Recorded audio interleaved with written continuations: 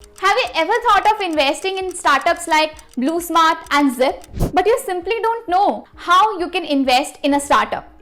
Don't worry, we have got your back. You can invest in a startup in two ways: direct investment, indirect investment.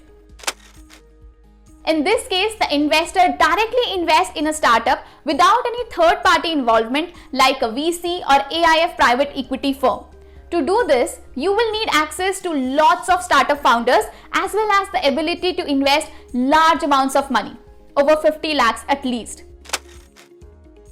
In this case, the investor invests in a VC or AIF private equity firm, and then this firm in turn invests in different startups using the money they have raised from investors like you.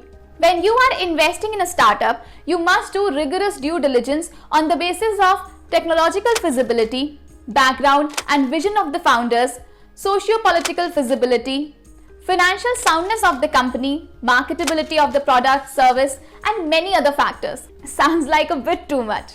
Don't worry. If you want to invest in a promising startup, then you can do it through GRIP's platform. GRIP has partnered with alternative investment funds, AIFs, to offer these equity investment opportunities to investors. If accessible, GRIP will send legal and financial diligence report to users for assessment. Hence, when you invest in a startup through GRIP, you can be assured that the startup has passed a meticulous test and is listed purely on the platform due to its own merit.